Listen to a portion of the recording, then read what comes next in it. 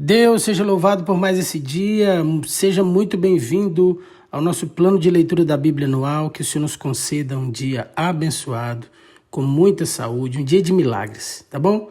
Vamos aos capítulos de hoje.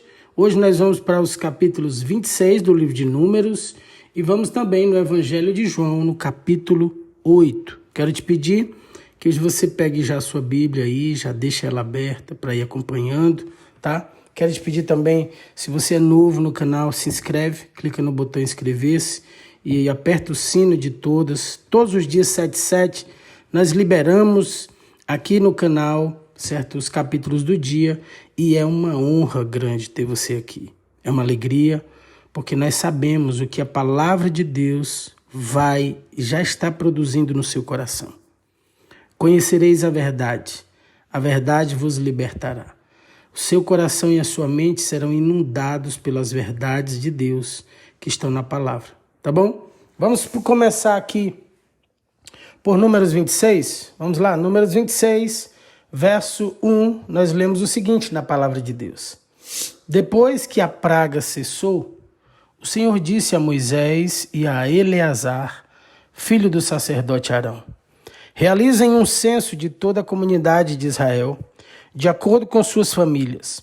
Façam uma lista de todos os homens de 20 anos para cima, aptos para irem à guerra.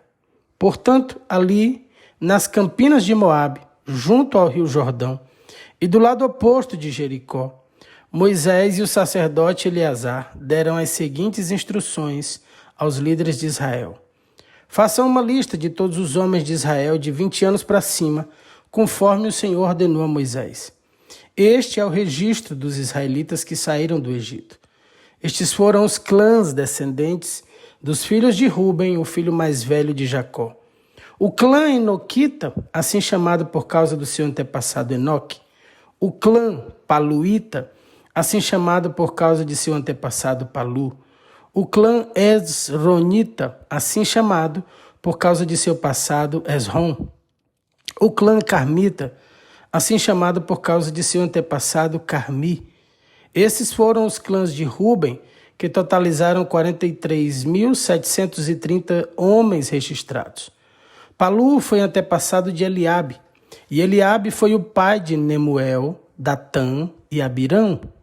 Datã e Abirão foram os mesmos líderes da comunidade que conspiraram contra Moisés e Arão, e com os seguidores de Corá se rebelaram contra o Senhor. Contudo, a terra abriu sua boca e os engoliu juntamente com Corá, e o fogo devorou 250 de seus seguidores. Isso serviu de advertência a todo o povo. A descendência de Corá, porém, não desapareceu por completo. Estes foram os clãs descendentes dos filhos de Simeão. O clã Gemuelita, assim chamado por causa de seu antepassado Gemuel. O clã Jaminita, assim chamado por causa de seu antepassado Jamim. O clã Jaquinita, assim chamado por causa de seu antepassado Jaquim. O clã Zoarita, assim chamado por causa de seu antepassado Zoar. O clã Saulita, assim chamado por causa de seu antepassado Saul. Esses foram os clãs de Simeão, que totalizaram 22.200 homens registrados. Estes foram os clãs descendentes dos filhos de Gade. O clã Zefonita, assim chamado por causa de seu antepassado Zefon. O clã Agita, assim chamado por causa de seu antepassado Agi. O clã Sunita, assim chamado por causa de seu antepassado Suni. O clã Osnita, assim chamado por causa de seu antepassado Osni. O clã Erita, assim chamado por causa de seu antepassado Eri. O clã Arodita, assim chamado por causa de seu antepassado Arodi. O clã Arelita, assim chamado por causa de seu antepassado Areli. Esses foram os clãs de Gade, que totalizaram 40.500 homens registrados. Judá teve 2 filhos, e Onã, que morreram na terra de Canaã. Estes foram os clãs descendentes dos filhos sobreviventes de Judá. O clã Selanita, assim chamado por causa de seu antepassado Selá. O clã Perezita, assim chamado por causa de seu antepassado Pérez. O clã Zeraíta, assim chamado por causa de seu antepassado Zerá. Estas foram as subdivisões dos descendentes dos Perezitas. O clã Esronita, assim chamado por causa de seu antepassado Esrom. O clã Amulita, assim chamado por causa de seu antepassado Ramu. Esses foram os clãs de Judá, que totalizaram 76.500 homens registrados. Estes foram os clãs descendentes dos filhos de Issacar. O clã Tolaíta, assim chamado por causa de seu antepassado Tolá. O clã Puíta, assim chamado por causa de seu antepassado Puá. O clã Jazubita, assim chamado por causa de seu antepassado Jazube. O clã Siromita, assim chamado por causa de seu antepassado Sinrom.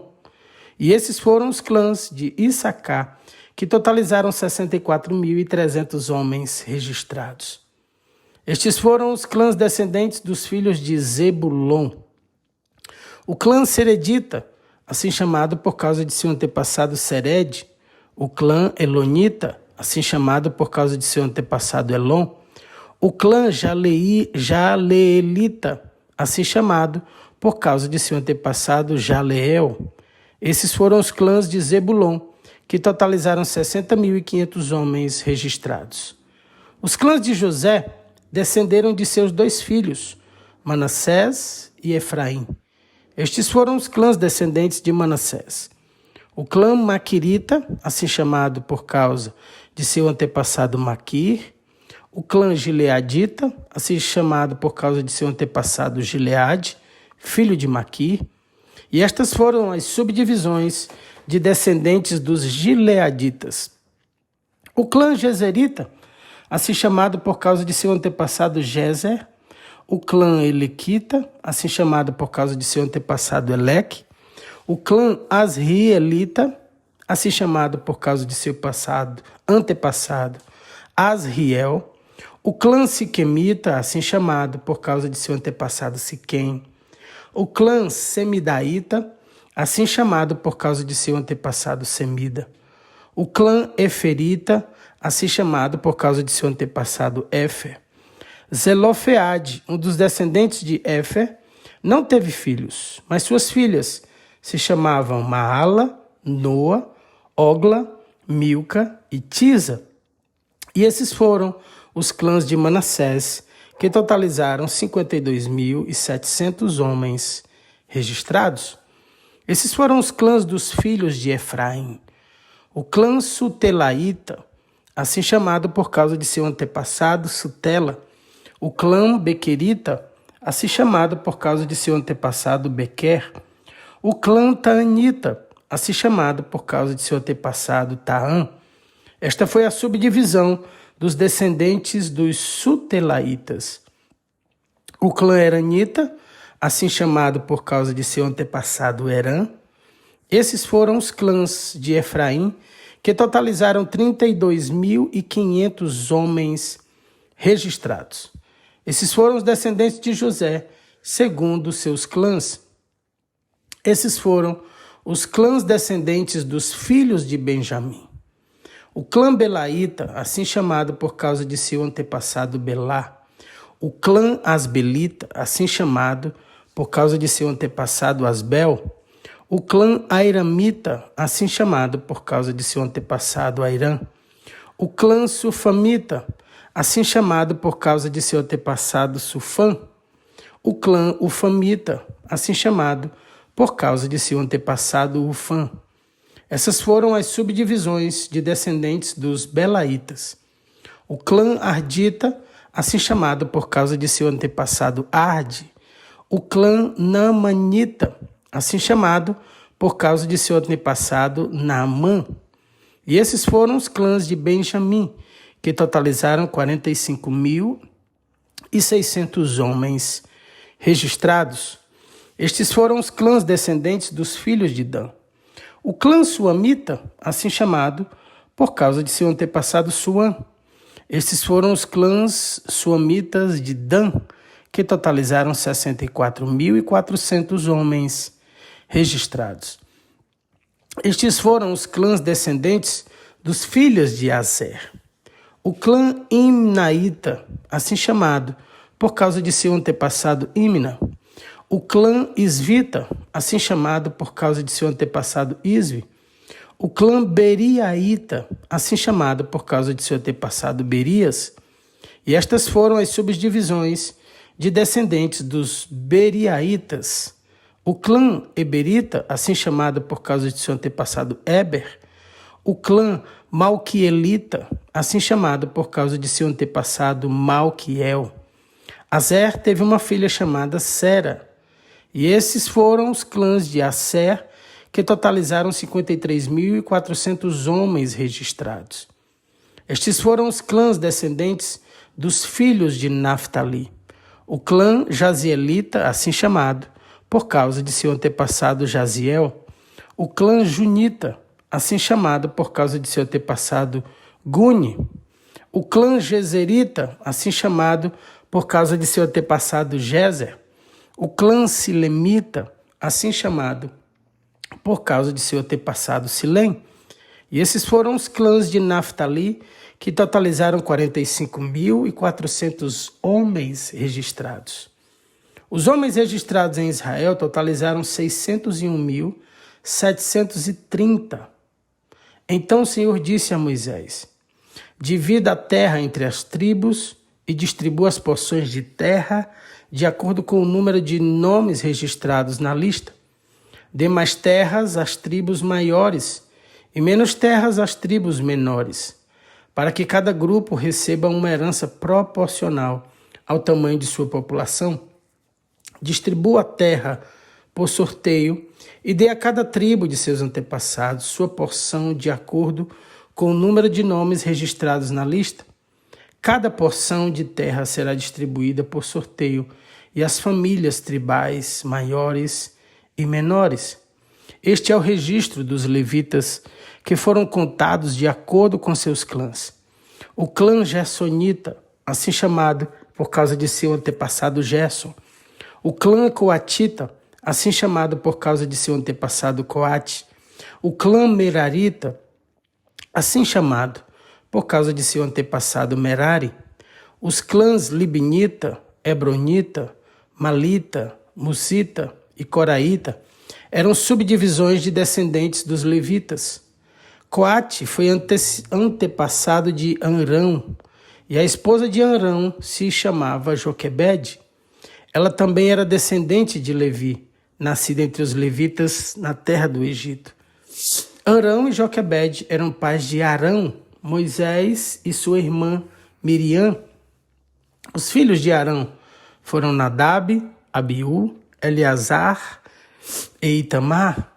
Nadab e Abiú morreram quando trouxeram fogo estranho diante do Senhor. Os homens dos clãs levitas de 1 mês de idade ou mais totalizaram 23.000. Os levitas, porém, não foram incluídos no registro do restante dos israelitas, pois não receberam propriedades quando a terra foi dividida. Esses foram os resultados do censo dos israelitas, realizado por Moisés e pelo sacerdote Eleazar, nas campinas de Moabe, junto ao rio Jordão, do lado oposto de Jericó. Ninguém dessa lista estava registrado no censo anterior dos israelitas, feito por Moisés e Arão no deserto do Sinai, pois o Senhor tinha dito a respeito deles: todos morrerão no deserto. E nenhum deles sobreviveu, com exceção de Calebe, filho de Jefoné, e de Josué, filho de Num. E aqui nós finalizamos o capítulo 26 de Números e vamos ao Evangelho de João, no capítulo 8. Vamos lá, a partir do verso 1. Jesus voltou ao Monte das Oliveiras, mas na manhã seguinte, bem cedo, estava outra vez no templo. Logo se reuniu uma multidão e ele se sentou e a ensinou. Então os mestres da lei e os fariseus lhe trouxeram uma mulher pega em adultério e a colocaram diante da multidão. Mestre, esta mulher foi pega no ato de adultério, disseram eles a Jesus. A lei de Moisés ordena que ela seja apedrejada. O que o Senhor diz? Procuravam apanhá-lo numa armadilha e ao fazê-lo dizer algo que pudessem usar contra ele. Jesus, porém, apenas se inclinou e começou a escrever com o dedo na terra. Eles continuaram a exigir uma resposta, de modo que ele se levantou e disse: aquele de vocês que nunca pecou, atire a primeira pedra. Então inclinou-se novamente e voltou a escrever na terra. Quando ouviram isso, foram saindo um de cada vez, começando pelos mais velhos, até que só restaram Jesus e a mulher no meio da multidão. Então Jesus se levantou de novo e disse à mulher: onde estão seus acusadores? Nenhum deles a condenou. Não, Senhor, respondeu ela. E Jesus disse: eu também não a condeno. Vá e não peque mais. Jesus voltou a falar ao povo e disse: eu sou a luz do mundo. Se vocês me seguirem, não andarão no escuro, pois terão a luz da vida. Os fariseus disseram: você faz essas declarações a respeito de si mesmo. Seu testemunho não é válido. E Jesus respondeu: meu testemunho é válido, embora eu mesmo o dê, pois eu sei de onde vim e para onde vou. Mas vocês não sabem de onde vim nem para onde vou. Vocês julgam por padrões humanos, mas eu não julgo ninguém.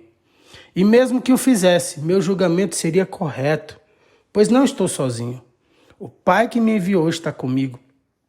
A lei de vocês diz que se duas pessoas concordarem sobre alguma coisa, seu testemunho é aceito como fato. Eu sou uma testemunha, e meu Pai que me enviou é a outra. Onde está seu Pai? Perguntaram eles. Jesus respondeu: uma vez que vocês não sabem quem sou, não sabem quem é meu Pai. Se vocês me conhecessem, também conheceriam meu Pai. Jesus fez estas declarações enquanto ensinava na parte do templo onde eram colocadas as ofertas. No entanto, não foi preso, pois ainda não havia chegado sua hora. Mais tarde, Jesus lhes disse outra vez: eu vou embora. Vocês procurarão por mim, mas morrerão em seus pecados. Não podem ir para onde eu vou. E os judeus perguntaram: será que ele está planejando cometer suicídio? A que ele se refere quando diz: não podem ir para onde vou? Jesus prosseguiu: vocês são daqui de baixo, eu sou lá de cima. Vocês pertencem a este mundo, eu não. Foi por isso que eu disse que vocês morrerão em seus pecados. Pois a menos que creiam que eu sou lá de cima, morrerão em seus pecados. Quem é você? Perguntaram eles. E Jesus respondeu: sou aquele que sempre afirmei ser. Tenho muito que dizer e julgar a respeito de vocês, mas não o farei. Digo ao mundo apenas o que ouvi daquele que me enviou, e ele é inteiramente verdadeiro. Ainda assim, não entenderam que ele lhes falava a respeito do Pai. Então Jesus disse: quando vocês me levantarem, entenderão que eu sou o Filho do Homem. Não faço coisa alguma por minha própria conta. Digo apenas o que o Pai me ensinou. E aquele que me enviou está comigo. Ele não me abandonou, pois sempre faço o que lhe agrada. Muitos que o ouviram dizer essas coisas creram nele. E Jesus disse aos judeus que creram nele: vocês são verdadeiramente meus discípulos, se permanecerem fiéis a meus ensinamentos. Então conhecerão a verdade os libertará.